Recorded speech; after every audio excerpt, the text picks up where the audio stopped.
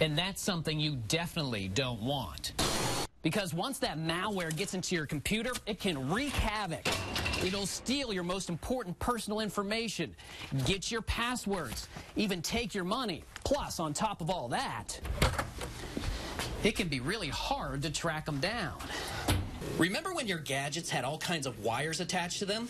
Well, now so many companies are trying to get rid of these things. Your choices for wireless, well, are shocking. My friend Nate came up with one of those swing analyzers. Are you ready? Yeah, let's do it. All right, here we go. Oh. You might want to go wireless. I'm 5 on your side consumer advocate, Jonathan Walsh. We all walk around with cell phones that have cameras. Hey, can you take our picture? Yeah, sure. Great. Here we are. Got it. All right. Thank you very much. But what if we're looking for a little bit more out of our photos? I'm on your side with some great new features that put a spin on traditional photos. Nice. Those are the moments you might want to put your trust in something other than a cell phone. With all the holiday shopping, you don't know if your savings are coming or going. But with a mobile app, Target says savings are definitely coming your way.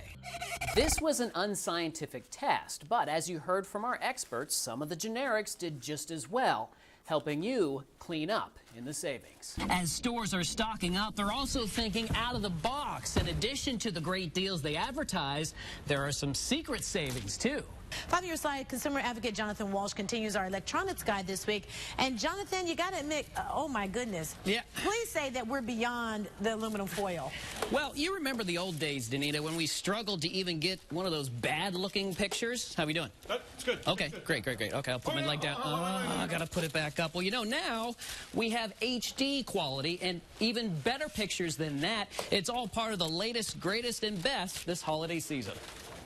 It's estimated Americans spend more than $600 a month on groceries. And since the holidays are just around the corner, we have some simple suggestions that can cut that bill. Consumer advocate Jonathan Walsh takes us for an on-your-side savings spin through the supermarket. Seems like everybody is rushing around these days, especially when you're shopping. You want to get in, you want to get out.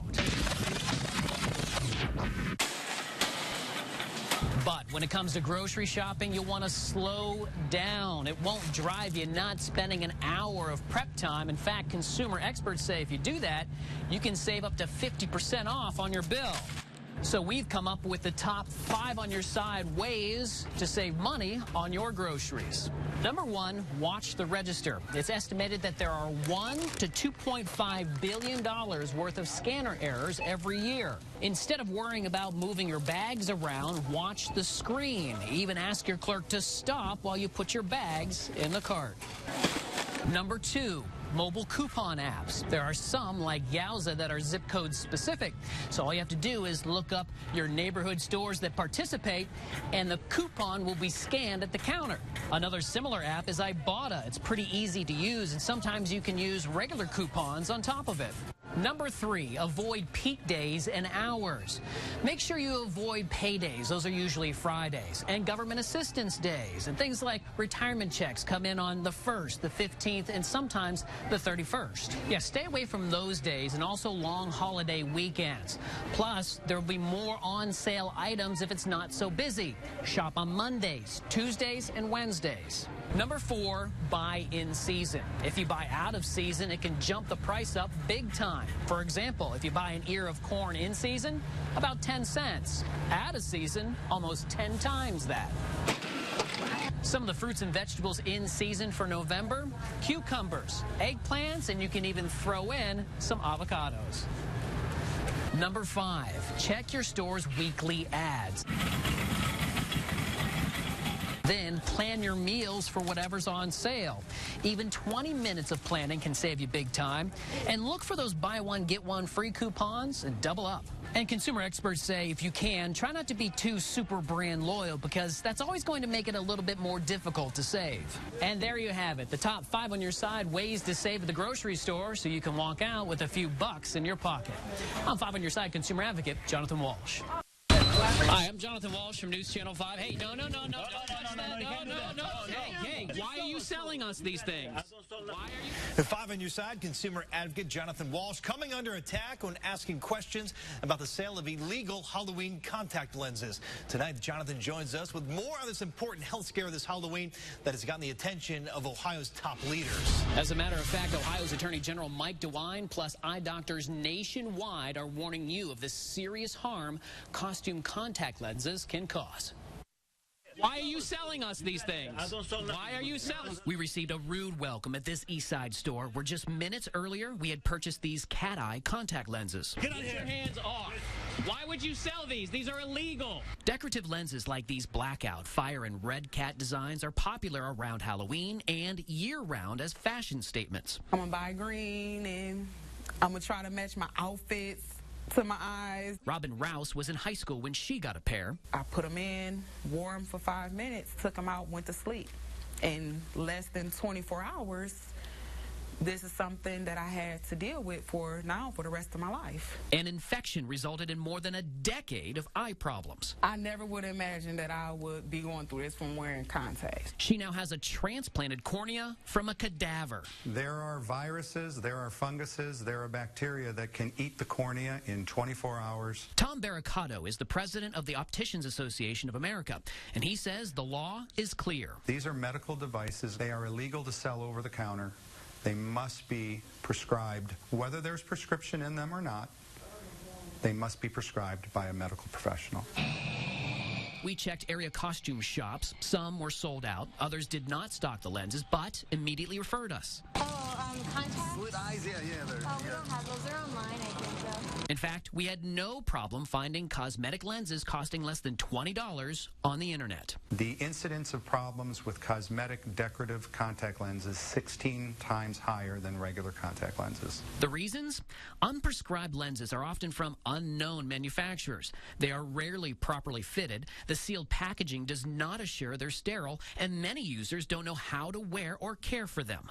These things across the country have caused a lot of blindness. Ohio Attorney General Mike DeWine says costume contact complaints are increasing and urges consumers to report over-the-counter sellers. Anybody who sees one of these, or if your child brings one of these home, be careful.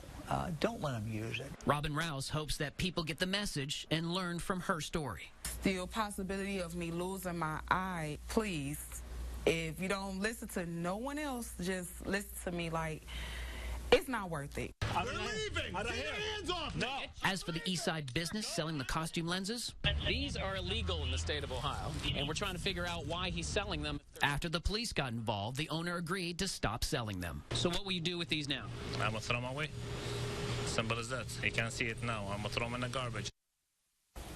Now, we handed over the contacts that we bought to Attorney General Mike DeWine and gave him the name of the store involved, all to help the investigation itself. Is revealing new information on tests and screenings commonly prescribed by your doctors. But are the tests as effective as they should be? Consumer advocate Jonathan Walsh has been digging into this for you. And Jonathan, there are a lot of doctors now saying that sometimes less is more when it comes to certain testing. Consumer Reports has done an extensive study on the questions you should ask your doctors and the screenings to get and to avoid. On your side tonight, we go looking for answers from doctors with a group called Better Health Greater Cleveland and tell you that legal experts say, be careful. My mom started getting repeated sinus infections. 6 to 8 months of antibiotics did not cure Christine Martini's 72-year-old mom.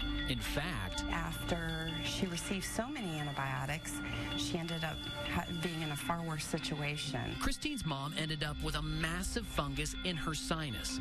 An infectious disease specialist determined it was C. diff, an often fatal infection. Unfortunately, antibiotics are not benign things. Dr. Donald Ford from Hillcrest Hospital and a member of the group called Better Health Greater Cleveland says the antibiotic issue is one of many concerns you need to talk to your doctors about. I can do a whole bunch of tests. I can order, go down the list and check off every single thing. Is that going to be good for you? Is that going to help me get to the heart of what's going on with you? I teamed up with Consumer Reports for a list of questions you need to ask your doctors before undergoing tests or screenings. 5 of those on your side must ask questions include: what are you looking for? What is the test likely to show? What if it's positive? What are my options? Can we put this off? The medical director for Consumer Reports, Dr. John Santa, says everything from imaging tests on back pain after a fall. Even though we know 90% of the time people will be better in 4 to 6 weeks without doing much of anything. To ovarian cancer tests. Sad to say that the blood test and ultrasound for ovarian cancer, not a good screening test. Sorry, we all wish that we had a good screening test for ovarian cancer. We don't. To screenings for heart disease without major symptoms. The chances of those heart tests showing anything that's significant are very low. In fact, it's less than them having a false positive. Are tests that are ordered, but they shouldn't be. Unfortunately, some consumers and some physicians believe that any screening test must be good, and it's quite simply not. However, legal experts say caution is needed. Don't offload the risk onto the patient. Cleveland attorney Tom Merriman tells us no one should be against the elimination of unneeded tests, but you as a patient should examine who's behind those recommendations. Are insurance components involved? If the doctors are saying that's an unnecessary test, I'm all in, okay? Let's just make sure that the people who are making these decisions are not people who are making it based upon their own bottom line. Consumer Reports says these are 3 tests that you or your loved one should get: cervical cancer, colon cancer, and breast cancer. Holding ourselves to a higher standard of evidence. Metro Health Medical Center's Dr. Randall Siebel is the director of Better Health Greater Cleveland. He says the American Board of Internal Medicine and 50 other medical societies agree that patient education is key. And as part of Better Health's Choosing Wisely program, doctors are getting more informed about testing and treatments such as antibiotics. We really need to know more about both the side effects of the medications that we're prescribing as well as the evidence of benefit should we prescribe them. And after being prescribed all of her medications and having surgery, Christine's mom is doing just fine. But Christine hopes her mom's ordeal is a wake-up call for doctors and especially you as patients. In order to actively participate in making the best healthcare decisions for them. A powerful message, no doubt. So here's a reminder for you guys. Top 3 tests you should get: breast cancer, colon cancer, and cervical cancer screenings. The on your side bottom line here, folks, is have an educated conversation with your doctors. Don't be afraid of asking questions. Unlike any other parent, I want my kids to have fun toys, plus learn a little along the way. So I went to some experts who weren't more than 6 years old to help me and you pick the best ones for playtime and learning time.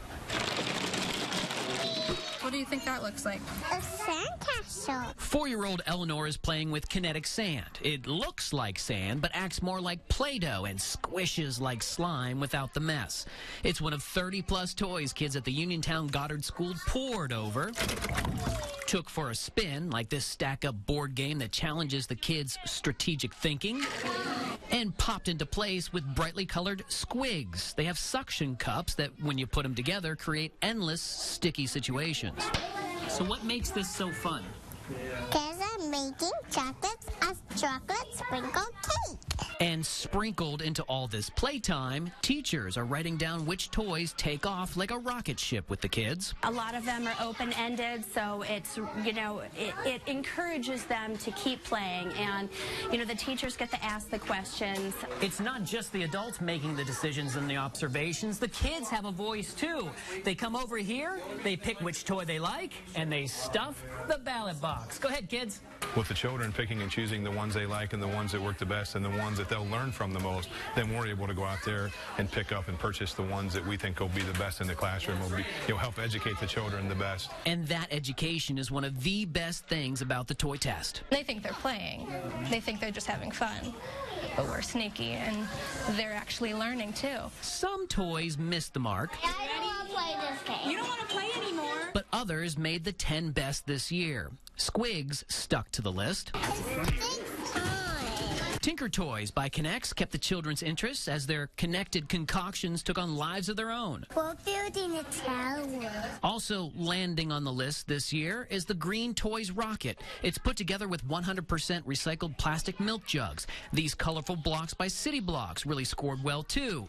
And also making the top 10, that kinetic sand that Eleanor loves baking her cakes with. There comes the sprinkles. we have the complete top 10 toy list from Goddard on Newsnet5.com. Also, starting November 1st all the way through the 26th, you can vote for your favorites once per day. And again, more info on Newsnet5.com. Then on November 27th, Goddard will announce the #1 toy of the holiday season. I'm 5 on your side consumer advocate, Jonathan Walsh.